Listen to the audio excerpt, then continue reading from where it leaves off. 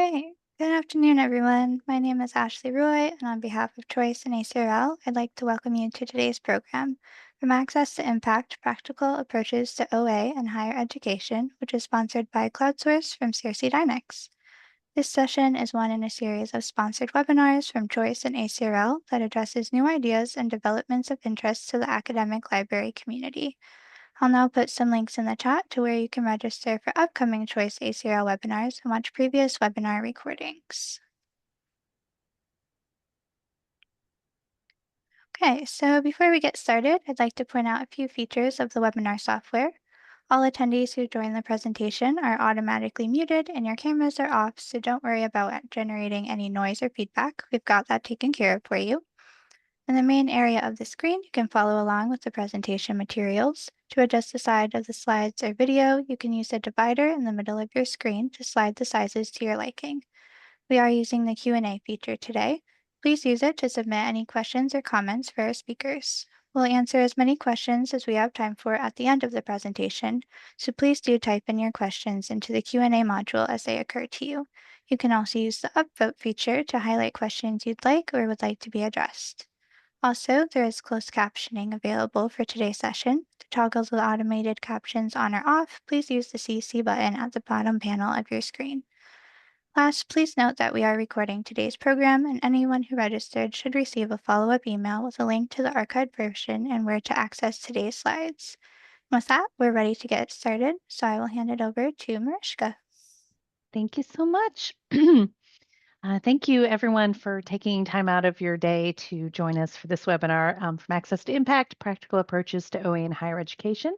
As I mentioned earlier, I'm Mariska Conley. I am the CloudSource Director of Partnerships and Communications at SirsiDynix, which means I work a lot with our content partners and libraries, and I am a former academic librarian myself who's worked in systems, e-resources, and some instruction for both academic and medical libraries. Later in this presentation, you'll hear from Lynde Roberts, the Technical Services Librarian at Hampden-Sydney College, and Rick Branham, the VP for Academic Content Solutions, and arguably the driving force behind our OA discovery efforts at SirsiDynix. So let's dive in. I want to start with a quick poll question just to kind of warm everybody up. How is your library or institution using open access or open educational resources right now? How are you integrating it into your curriculum or any library-driven initiatives? And you can pick as many of these as you think apply here. Open textbook initiatives, promoting open resources on your website or LibGuide very publicly, offering OA options when you do reference, encouraging faculty to use OA in course packs, maybe providing that discovery to community members or alumni, using OA to supplement your ILL, your interlibrary loan, or anything else that I'm not thinking of here. You can answer G for that one. And we'll see where everybody is currently using open access. We'll give it just a couple more seconds to give everyone a chance to respond. But here we go. All right. So promoting open access resources, I'm not surprised that 75% of you are doing that. And they're so hard to find sometimes that it's a really good way to get started. Open textbook initiatives, I love that. I'm going to talk about that a little bit. Thank you all so much for those answers. So I want to start by just getting us all on the same page. So I want to do a quick review of what the open access landscape looks like right now in 2025. So in short, there's a lot of open access out there. 65 million scholarly resources are open access, and that includes articles, books, data sets, e-textbooks, all kinds of things. Of those, 51 million are what we would classify as scholarly articles. And just because scholarly can be kind of a vague term, what we mean when we say scholarly is that it is indexed in Crossref. We know there are a lot of very high quality journals that are not indexed in Crossref, but we'd rather make, we'd rather have a false negative than a false not positive. So we're very conservative on what we consider to be scholarly. 61% of all scholarly articles published since 2017 are OA.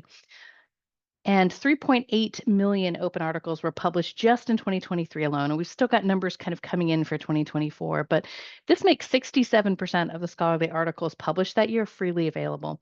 And this honestly tracks with research and trends that we've seen for many years. This chart here on the right comes from a PeerJ research article done in 2017, and they looked at publishing trends in academia and it saw this upward trend towards more and more of scholarly content being published with an open access license. And they predict by 2040 we'll be at near 100% on scholarly content. And that tracks that we're at 67% in 2023. That's right on target to those goals. The problem is that only about 16% of this is indexed in the directory of open access journals. So that means it's fully open, gold, diamond journals where every article in the issue is open. This is really important to point out because I think a lot of librarians, and myself included when I worked in e-resources, kind of turned on the DOAJ in my discovery layer or put it in my A to Z list for my databases and thought, that's it, check that box off, I've got OA covered. But the problem was I was missing out on 84% of open access content by doing that and just had no idea that's what was happening. Now, what's behind this? Granting agencies are really the driving force. They're requiring OA publication models, and this includes government institutions like the NIH, the National Institute of Health, NOAA, all federal government agencies that support research require OA publications. And it's not just in the United States. We've got the European Commission also setting similar expectations, and governments around the world doing the same thing. And then on the private sector side, private organizations like the Gates Foundation, the Wellcome Trust, Microsoft Research, all have similarly committed to this OA cause. So researchers seeking their support are obligated to publish their findings under an OA license. And that reinforces this collective commitment to unrestricted access to scholarly output. And all of these factors are shaping the future of research content on a truly a global scale. And the largest publishers of open access content, they're the same people that have historically published the bulk of scholarly articles. They have high editorial standards, clear peer review processes, and they're not lowering them in order to include OA. So these journals publishers will always want to publish the best authors who are doing the most interesting research, who are coincidentally the people getting grants. Most of them are not pure OA journals, so they won't be in DOAJ. What they are is what we call hybrid journals, and I'm sure most of you are familiar with that term. This basically just means that publishers have made room for OA articles in their traditional subscription products.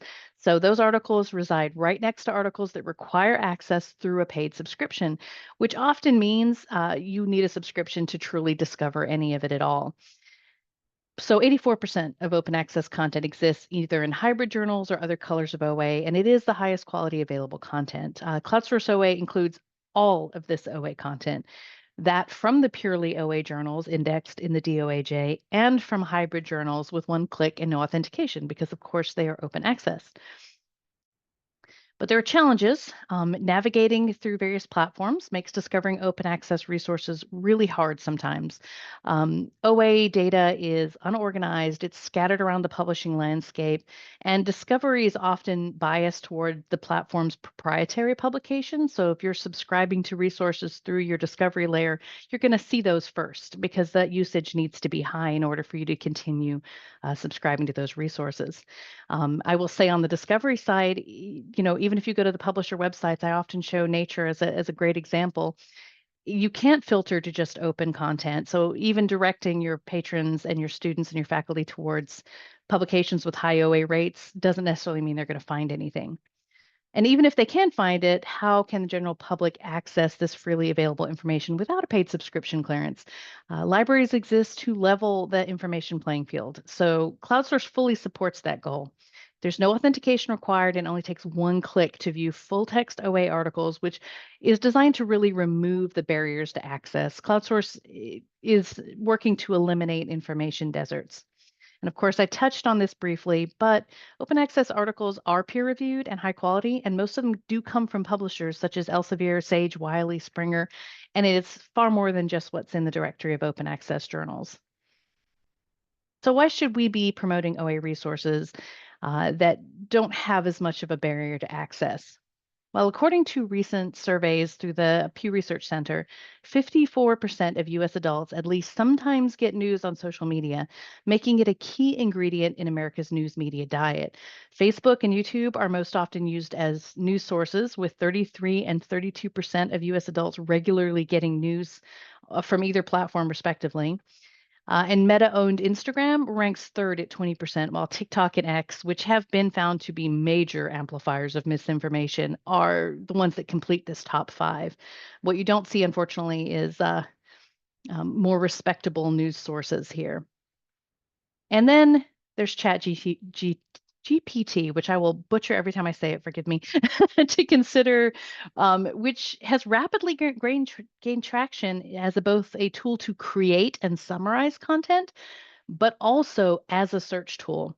Earlier this year, SEMrush, which is a platform that analyzes keyword searching, site analytics, and SEO, that's search engine optimization, released an analysis of more than 80 million lines of global clickstream data from the second half of 2024 to identify how people are interacting with ChatGPT. The purpose of this research was to demonstrate to customers that ChatGPT was exposing smaller websites and search results. But the data reveals some other really interesting things about user search behavior. To give you an idea of scope, Google reaches 65 billion unique worldwide visitors just in December of last year, while ChatGPT drew 566 million visitors. So Google is still the dominant place people look for information, but ChatGPT is gaining really quickly. In this clickstream data that they looked at, 52% of search intent on ChatGPT was informational, and their analysis described informational as learning about topics. In other words, what we would call in the library world, conducting research.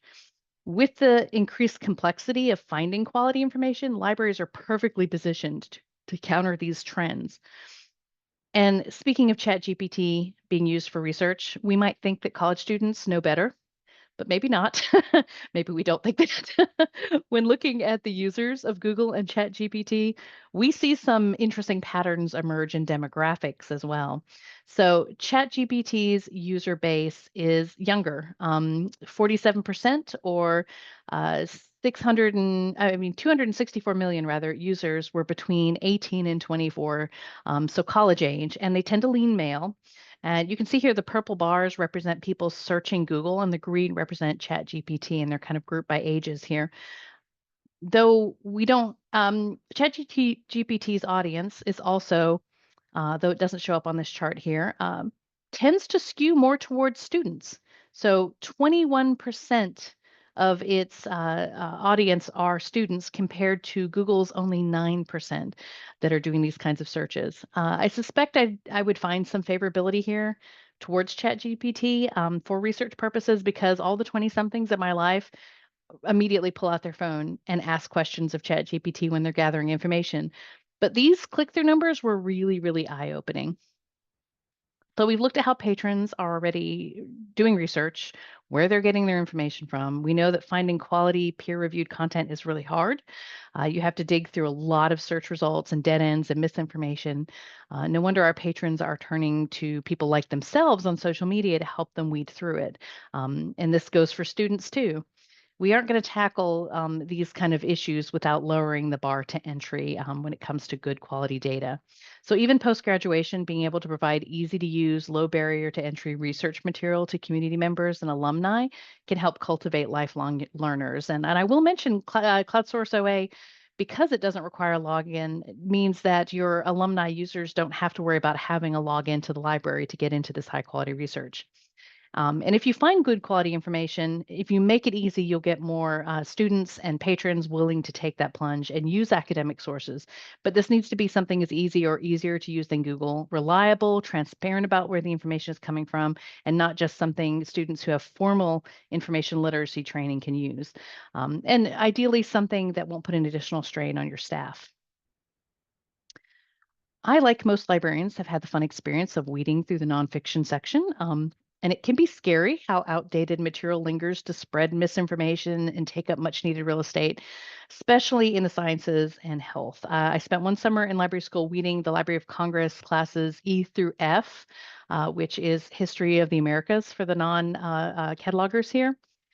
And some of the Southern history books made me cringe, and these were still on the shelf just 10 years ago.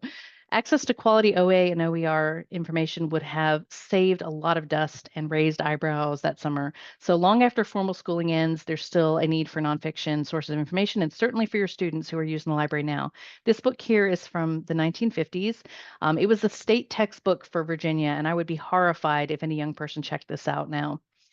CloudSource provides access to all of this updated information in one place, including ebooks, e-textbooks, videos, full courses, lectures, worksheets from reliable sources such as OER Commons, Open Textbook Library, MIT Press, and of course the DOAJ can be found in here as well.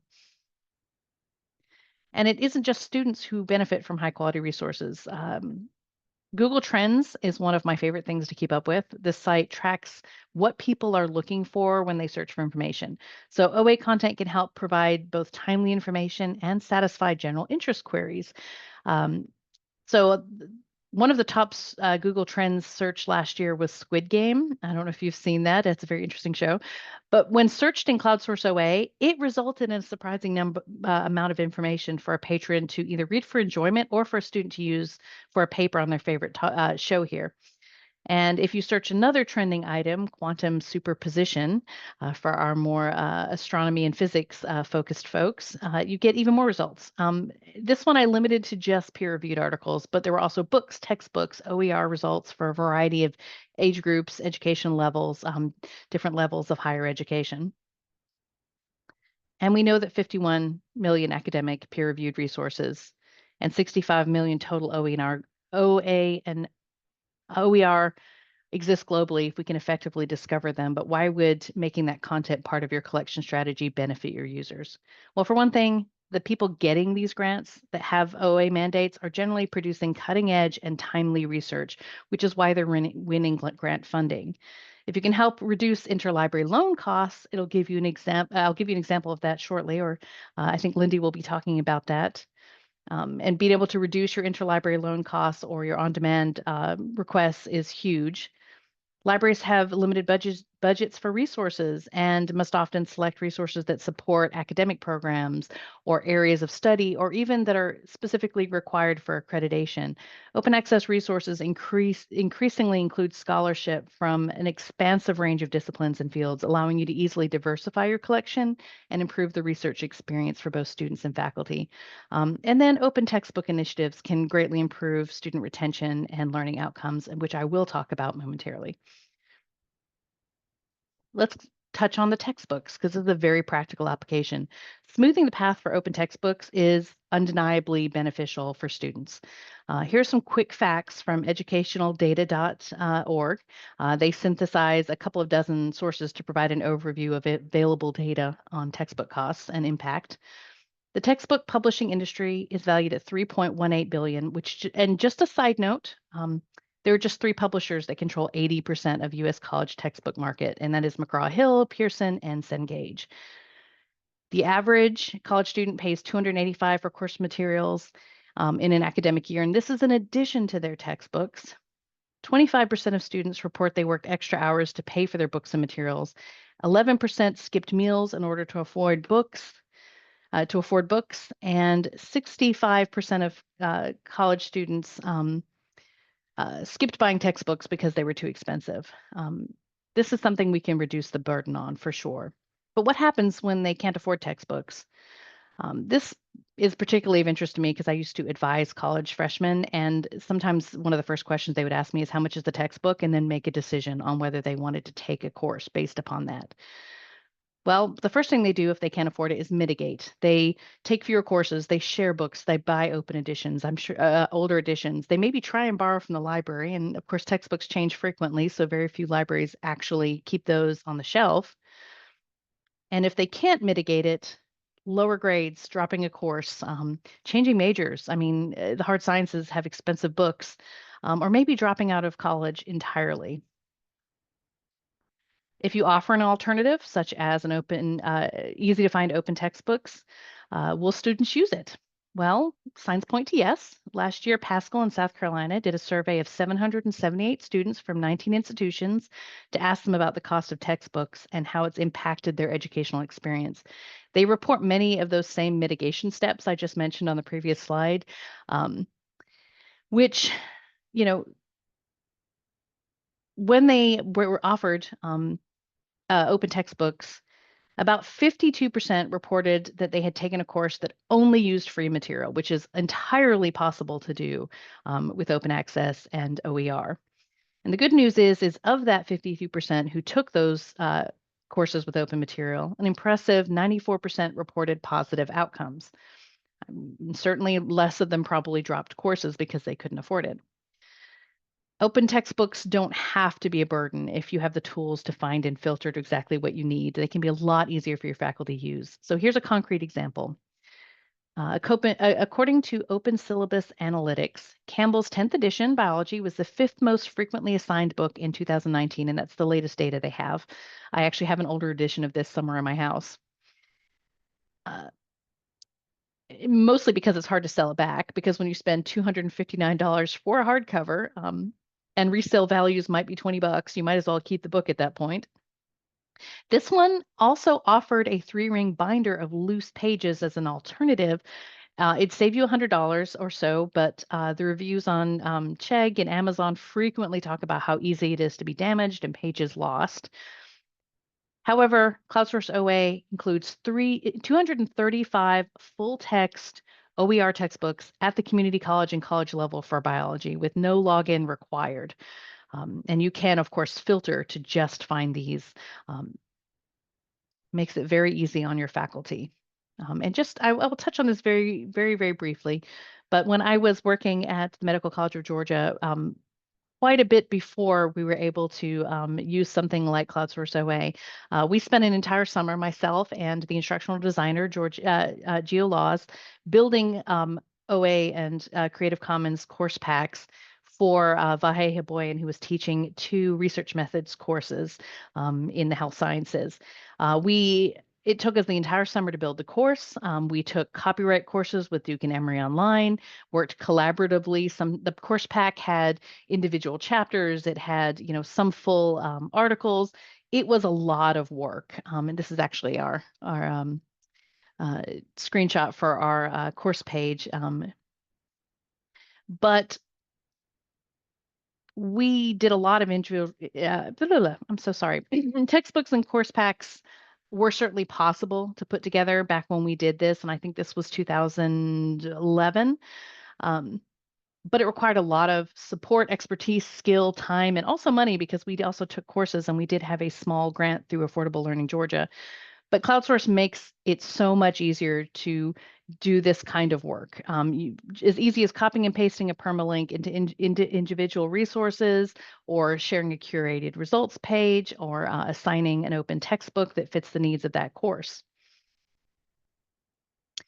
And to support academic courses, CloudSource does allow for multiple methods for linking, and I know Lynde's going to go into this a little bit, but it makes it possible to link to individual resources, or to share an entire page of curated results with the filters already in place, which in this case, I used meditation and applied a few filters to this. But any filters in this method are automatically applied when a patron clicks on that search link, and the results will update in real time, making this a really stable way to set up a dynamic search topic and share it.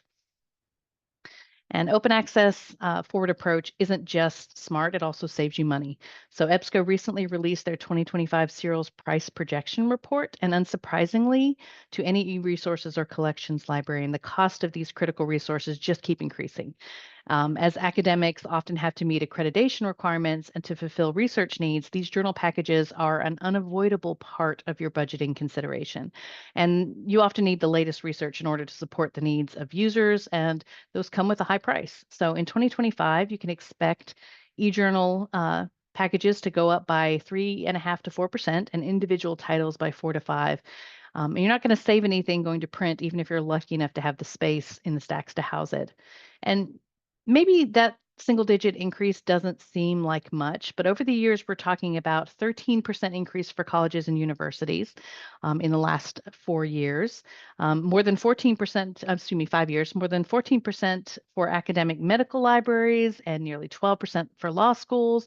And how much of this content here is OA, is open access? I can say with certainty that if you subscribe to any major database or journal package, you're paying for OA right now. And you're still likely missing out on a lot of OA resources that should be freely available, but are scattered about the internet and hard to find. However, you don't have to guess how much of your collections are open. Um, we know libraries are paying for a lot of OA right now, and we've been doing this for a long time at this point. So we can actually help with this process by providing a collection analysis to compare what's in your database and journal holdings to the global body of OA and our CloudSource OA index. We'll break it down by database, journal title, and subject. We'll show you what's out there that you don't have access to right now, but is fully open. And the process is easy. We just need the name of your journal or database package plus the vendor you get it from. And most importantly, we don't charge anything for this service. We really believe that being able to see how much of your collection is open is an incredibly important tool for libraries. Now, you've heard a lot of, theoretical suggestions and also a little bit about course packs as ways to incorporate OA and OER. But there's really no substitute for a boots on the ground experience. So I'd like to turn this over to Lynde Roberts, the Technical Services Librarian at Hampden-Sydney College, to talk a little bit about their experiences with OA and CloudSource at their institution. Right. Good afternoon. Thank you so much, Mariska. Thank you for this opportunity to present with you on CloudSource. This is the lobby of the beautiful Walter M. Bortz III Library on the Hampden-Sydney campus in Farmville, Virginia. Let me tell you a little bit about Hampden-Sydney College. She talked about ChatGPT being targeted at those young men, and that's all we got here is young men. 900 FTE, all-male private liberal arts college with a heavy emphasis in business and government. We're also part of the SALSA consortium, the Southside Area Libraries Sharing Access. It's us, a small private college, a medium-sized public university, Longwood University, and 3 very small rural public libraries. And we started CSO8 Plus, and I'll tell you some of the differences in what the plus is in a minute. We started in the fall of 24. An extremely accelerated implementation that CloudSource and our library resources manager pulled off because of a deadline. We wanted to cut EDS, and in order to get things ready for the fall, we worked really quick. Again, we moved off EDS. We're SirsiDynix, everything, we're SaaS, Symphony hosted. We use their OPAC, we use everything. And EDS, we have a lot of EBSCO databases, but just never really played right. And so to have a discovery layer that was built by SirsiDynix that would dovetail with our the rest of our ILS was really important to us. Plus, incredible savings and access to so many more resources. We're a very small library. There are 5 librarians here. My job is technical services librarian, but I do everything that isn't front-facing or equipment or archives. So yeah. So I'd been watching CloudSource for a number of years, but it wasn't really until that kind of plus thing that could integrate our paid resources until that came about that we really started to kind of take it seriously. We're just not going to pay for another layer like that. So I talked to a bunch of the pilot users and had to demo with the sales rep. And then of course that collection analysis that Mariska mentioned. And when we did it, I guess it's been 2 years now, we had 59% overlap. And so that really makes you kind of scratch your head and say, well, what are we paying for here? We've got a lot of very expensive, very technical databases that we maybe have 5 students, that are in that major right now. And so we were trying to think of how can we kind of spend our money a little bit better. And I'm happy to announce we've been able to find a few of those. We recently dropped the Atla Religion database because we ran some reports, and those journals that the professors were using were either in CloudSource or in another one of our databases. And so, you'd say, gosh, I'm paying this much money and we have like 10 people using it and they're not even using the part that are unique to that database. That I think we can cut that without people really screaming about it. It's scary changing a discovery layer. Up until the very deadline, my director she said, I need you to talk to like 2 more people. Talk to 2 more people and see how much they like it. But I think it's been a good decision. It's very, very easy to use on the back end. You can be as involved with the management as you want to be. I'm pretty hands-on with this kind of thing, so I really like to be able to go in and turn things on, turn things off, and kind of tweak things. This is our profile. Again, we do use Enterprise. This is a special profile that they build for CloudSource users.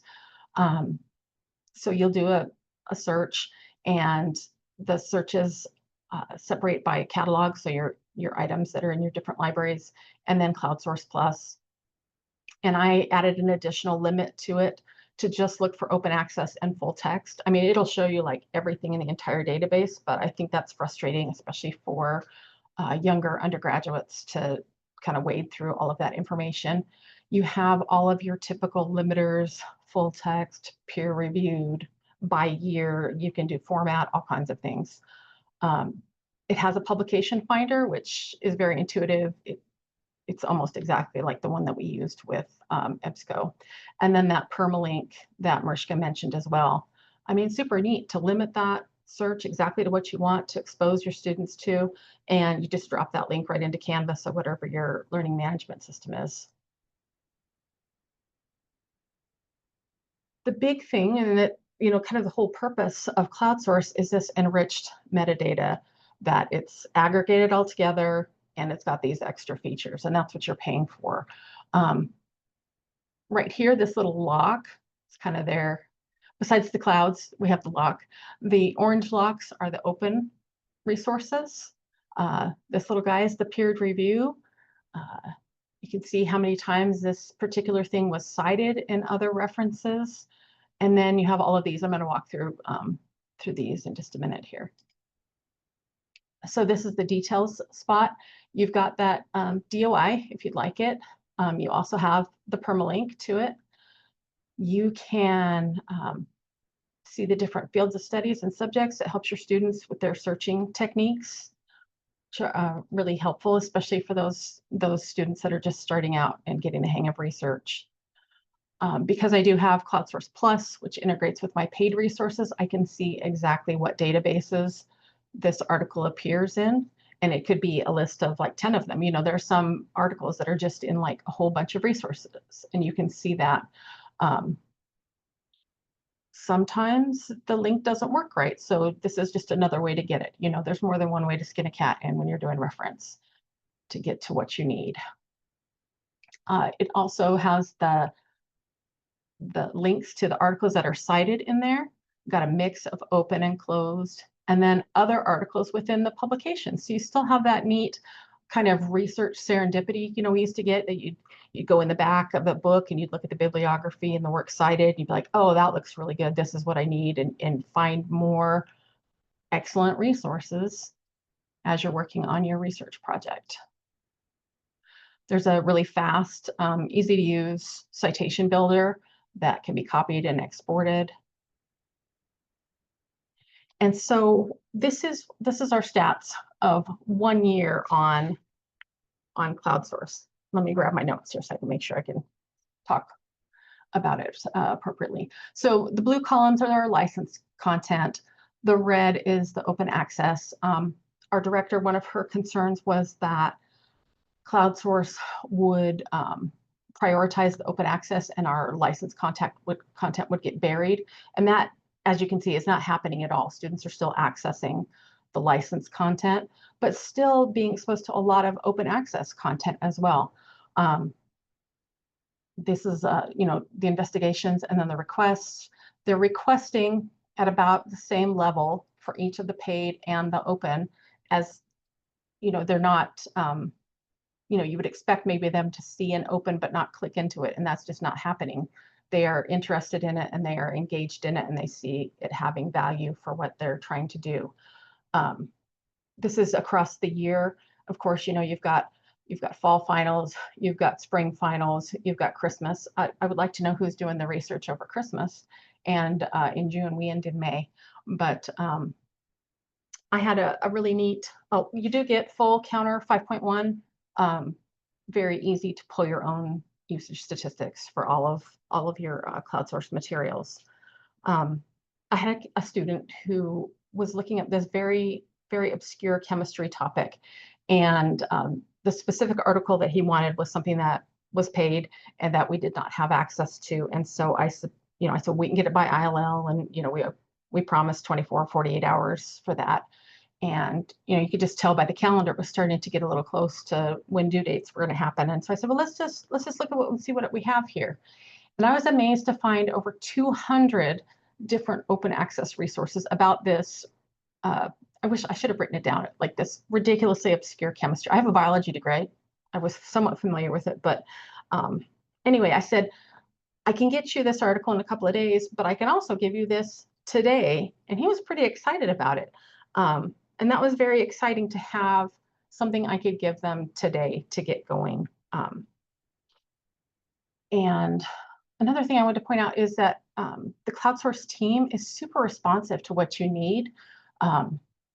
You can submit enhancement requests, and the updates come out regularly. CloudSource is, of course, cloud-based, and so those updates are coming out every month. There's something new. I'm still waiting for the broken link resolver, though, so that's hopefully coming soon. But it's cool. It's only been a year. It's all good. So I had a conversation with Claude. Claude's a man, right? And I said, here's my data. Make it pretty. And so we made it pretty into the bar charts. But also, what do you think about this? What do you think of the future of this? And it identified trust, cost, a generational shift, and ease of use. And the CloudSource team really gets those. We are finding things that are trustworthy, that are peer-reviewed, full text, high-quality resources. The cost, we saved quite a bit of money by changing our discovery layer, and we got 60 million plus articles in exchange. You're seeing already that the students that we have today are used to interacting online, and if we could slide that in instead of ChatGPT or Google, it's pretty exciting because it is very easy to use. Okay, and with that, I think I gave Rick a few minutes. I'd like to turn the time over to Rick. Great, wonderful presentation, Lynde. Thanks so much for joining us and presenting your insights. It's always nice to hear how users are actually using CloudSource and what benefit it's bringing. So thank you for that. And let me just quickly share my screen. And we're going to start with a poll question. So if you'll take a minute to answer the poll that just popped up. What challenges do you currently face when making OA discoverable? So your choices, and it's a multiple choice. No central discovery.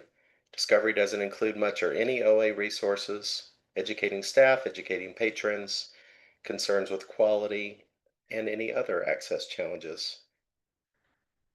And we'd like to hear what you're facing when using and deploying open access resources. Give you another second there. Okay, well, no real surprises.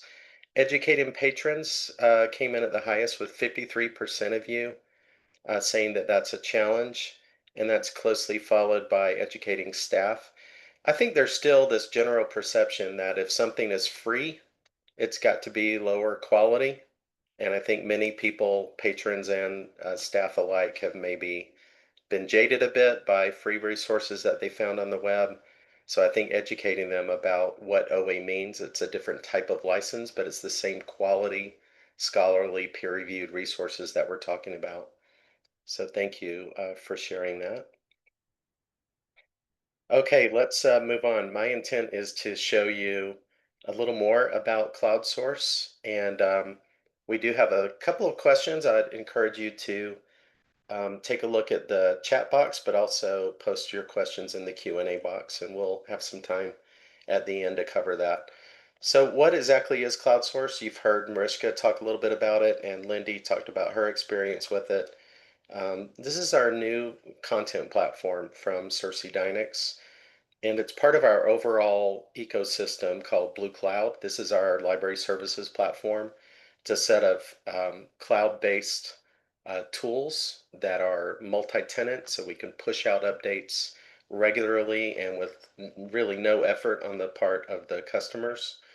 But CloudSource offers comprehensive aggregation, enrichment, management, discovery of e-resources for all types of libraries. We've talked about CloudSource OA, which is one subscription option, and that covers about 65 million and rapidly growing OA resources. So articles, proceedings, reports, but also quality vetted ebooks and e-textbooks and other open educational resources. Last summer, so around July last year, we launched CloudSource Plus, and that gave users the option of adding their subscription content to the same index, the same platform. So this covers subscription content, on-demand fulfillment options, and we basically added about 1 billion records to the index.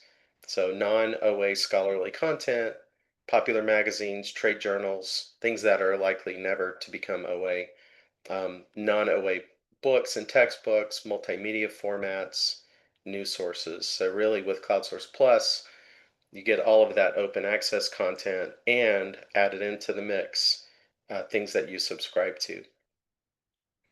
So we're not just aggregating metadata and passing that along. We've actually built a platform of smart tools that expand and enrich the metadata to include everything you see here. And we're taking some clever approaches in some areas to give you more access points and better discoverability. So for instance, fields of study, we are working with one of our partners, OpenAlex, which is using AI, a large language model, to add field of study headings to the article metadata. And again, that gives your users a little more access. We're also currently working on a new AI tool that will further add data elements to the metadata, along with providing things like a research assistant and some other benefits that we think AI has a perfect use for. So let's take a quick look at some of the basic functions of CloudSource, and we're going to just focus on the OA collection. Lynde, thank you. You pointed out a lot of these good benefits, and I'm going to reinforce that a little bit. So I'm going to do a search, just a general keyword search, but I could do a specific field search. I'm going to search for misinformation. A major role of libraries trying to combat this misinformation. There's a nice Wikipedia article that gives you a little more information on your topic. You've got lots of filters, including search within. I'm going to search for bias. How does bias play into misinformation? And I'm going to use my peer-reviewed filter to limit to things that are peer-reviewed. I've also got, in addition to format, I've got pub dates, helpfully sorted chronologically, so I can get the most recent dates very easily. This results at just had journal articles that you see fields of study. Like I said, those are, for the most part, AI generated. Publication name, language, the specific CC license, mesh headings where appropriate, and the actual publishers. So lots of easy tools that let me drill down on my result set. Let's take a look at this hit time pressure. You see that there's a lot of helpful information right on the front page. As Lynde pointed out, these resource statistics give me a good visual cue of articles that I may want to dive in a little more. One button, View Resource, takes me straight to the full text. Now it's worth noting that every hit has full text, If that link has a problem, there are additional links that you can rely on. There's the publisher page you can go to. You can easily add items to a list as you're searching. There's a permalink if you want to save or share this article, including a direct link to the full text. There's a citation tool that lets you easily choose from more than 2,500 citation styles. So you configure which styles you want to show. You can include style notes, a style guide. Your users can actually annotate the citation before capturing it. And that's kind of helpful. I remember back when I was in college, I would gather all these citations and forget why I included it. This lets you make notes and then capture those. You can also export the citation if you're using RefWorks or Mendeley or Zotero or what have you. You can also, Lynde, to your point, there's a new feature we're about to start testing with users that lets them self-report any linking issues. If you look at the detailed view of this, again, you see all this helpful data we've aggregated, like additional locations, abstracts, author notes, references. You can go right to a particular reference, or you can open all of them in another tab with just one click. Super helpful as you navigate and make use of all these referred articles. There's also Buzz. Those are web reviews from dozens of sources, including some social media sites. I want to focus in a little more on the books and OER we're aggregating. And this area is rapidly expanding as more and more non-serial publications are using OA licensing. We work with various partners, OAPN and DOAB. Sometimes we add in collections that are significant, like this MIT Press collection, but those are vetted sources for open ebooks, open e-textbooks, and other learning resources. We work with and pay to support ISKME to get a feed of OER Commons data. So if I'm searching for something like social media teenagers, I got quite a few hits, and I'm going to narrow my result set to things that are book formats, and we'll select a few of those, and you see that I've got a helpful focused list of open ebooks. And like with articles, we are providing a direct link to that full text. So your users can save this ebook, they can share it with others, and come back again and again without any authentication barriers. They can also look at the results of that metadata enrichment, including related articles, web reviews, etc. Now, let's say I am studying for a calculus test and I want some additional resources, study guides, etc. I'm going to look for any calculus textbooks. 124 vetted open textbooks, and I'm going to limit to college level. Got me down to 118. Excuse me. And it's super easy to go right through to the full text on that. This one I'm looking at happens to be from OER Commons, and I'm right into reading the full text of that textbook. One more example, let's say I'm looking for information on renewable resources, and I'm wanting a video that I can add to a presentation, and I came across one when I was looking at a lecture, so I'm going to select in my limiting lecture, and this top hit, if I click on view there, it's going to take me through to a Cal Poly lecture that had a really great video about renewable energy that I can drop right into my presentation, and it has a full open license, so I can use that. Okay, I'm going to quickly hand off to Mariska, who's going to bring it home for us. Mariska?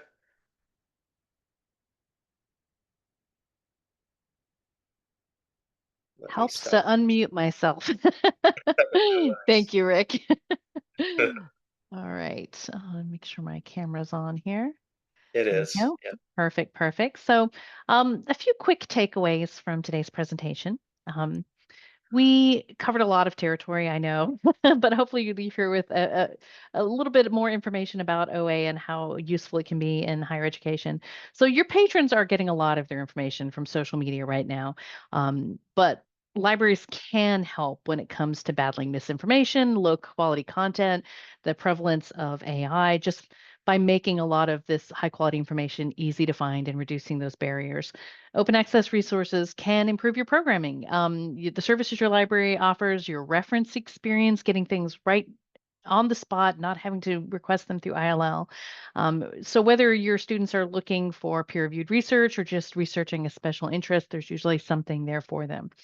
Databases and journals can be expensive. I am not saying anything you don't already know here, but OA can be part of the solution to that. So there's now more than 65 million resources, including scholarly articles, books, and OER, covering a range of subjects available, and it is growing daily. And CloudSource can make discovery of OA resources, including books and open educational resources, incredibly easy. You don't have to go through what I did to build that course pack, a decade ago. You don't have to struggle with finding OA online or hope your students subscribe or hope that you subscribe to a hybrid journal so you can access all that high quality OA research. You can find it with one click, going straight to the full text. And many libraries can make OA the core of their collection strategy, especially, libraries like Hampden-Sydney that have, a small student body and a lot of programming to support.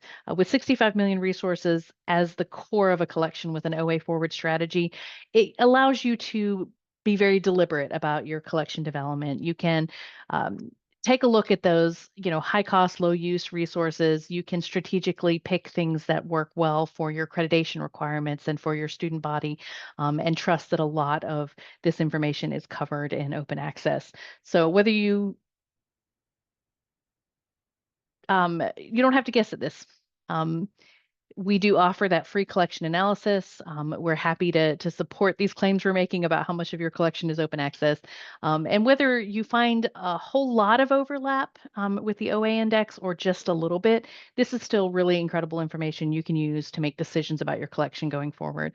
I know as an e-resources librarian, every year I had to prepare a report that listed my databases, how much we were paying for them, what the cost per use was. I would have loved to have put a percentage of OA as another column in that report to be another tool to make decisions. All right, so we're going to go ahead and go into the Q&A. I'm going to kick this off with one more quick poll question. How important is OA and OER in your collection strategy right now? And you just pick one of these. And if you're not, an e-resources librarian or collection development librarian, make a good guess based on what you see. Does your library talk a lot about OA? Is it prominent on the website? Have you heard discussions about cutting budgets and finding alternatives? Does your campus promote open textbook initiatives? So anywhere from very important to we haven't given it much thought. Make your best guess if you are not in the know. And we'll give it just a moment to see what we get. I have a feeling if I gave this question earlier in some of these presentations and then later, we might get different answers. Rick, we'll have to do that at some point. Yeah. Yeah. All right, just a couple more seconds. Here we go. All right, very important, somewhat important. I really love to see this trend, and this has definitely changed over the years, where not a priority or we include it when it's convenient used to be the highest numbers we'd see. So I think the messaging is definitely getting out there about what people are potentially missing. All right, Great. so I'm going to throw these up just so they're here, and let's take a look at our questions. A few extra resources for you. Yeah, and I did post in the chat a link to the collection management page on cloudsource.net. If you want to go visit that, it's easy to find out more and submit your list of subscriptions so we can do an analysis for you. So if you'll take a look at that. And then I'm going to knock off a few easy questions and then we'll talk about some of the others. Pam, you ask how often are the links tested to ensure the resources are still there? We are constantly testing and updating links at the source, as we build our index. But we take another step, and when we display a resource live in a result set, we do a further check at the moment to ensure that that link is still valid. So we are taking as much caution as possible to make sure you're not going to get dead links. But as you saw, we do have a new self-reporting of links and a new widget button that says additional links to make it easier for your students to get to the resource, perhaps from an additional link. So thank you for that, Pam. And then Can I chime in on that? please, Lynde. Sorry, I didn't mean to make it sound like there were a lot of broken links, because there really aren't. But Yeah. one of the things that we found, though, was that I want to say it was Gale, that it just wasn't set up right, that none of the Gale resources worked. So yeah, it is helpful. Yeah. And sometimes in your initial setup, as you found out, Lynde, it takes a little bit of back and forth to make sure everything's configured and the linking is working as it should. So thank you for being I don't want to say a guinea pig, but somewhat early adopter. And we set her up very quickly too, because I know time Yes. was sensitive, but it was worth the testing period for sure. That's right. Another easy one from Dr. Naila Ajaz. Sorry if I said that wrong. Can references transfer to EndNote? Yes. As the citation pop-up box we saw includes the option of exporting or saving your references, and that is in the standard RIS format, so you can drop it into EndNote or Zotero or Mendeley, whatever you happen to be using. So that is certainly available. And a I few would more. love to jump in on Jay's question when you get to it. Yeah, I'm going to get that. Some of these functional things I'll just knock out. Yeah, go for it. Is it, and Dr. Ajaz also said, is it easy to use CloudSource? Any subscription or account use are needed? Yes, if you'll reach out to us. Again, that cloudsource.net page has a contact us, and you can also contact us at sales@cloudsource.net, cloudsourceoa.com rather.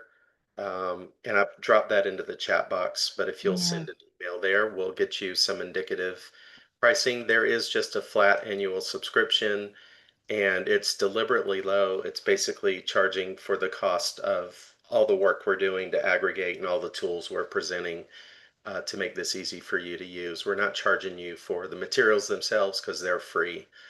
And then let's talk about Jay's question. So thank you for the data-centered approach. Faculty are often upset about the high open access fees charged by most traditional publishers for open access to articles they publish. So we're talking about that model of paying APCs or article processing charges to get your OA article published. So open access is not open access for the creators. Mariska, how would you like? Yes, this was a huge point of contention, definitely, when I worked at the medical college, because I was at Georgia Medical College, and we actually had a compliance librarian, Kim, whose office was across the hall from mine, because all of our NIH grants required, within that first year that they needed to have all of their published research out. It needed to be made available. And of course, a lot of those fees fall to the faculty or the department or the library in many cases. And part of the frustration for me on this, and why I kind of want to push back on this assertion, you're unfortunately, what a lot of the publishers do is double or even triple dip. They're charging you article processing fees, and hopefully there's no publishers on here to get mad at me, but this is the truth. You're being charged article processing fees, and because you're required to make a lot of this resources available via open access. And then again, you're also paying for the subscription. So very often it's the research, it's the APC, and then it's the cost to access that database on top of it. So I think if anything, that's more of an argument to find out how much of that open access resources that your faculty may be paying large APCs for to get published are easily available, because you might actually be paying twice for those resources right now. And granted, there's a lot of transformative agreements and various different ways that have been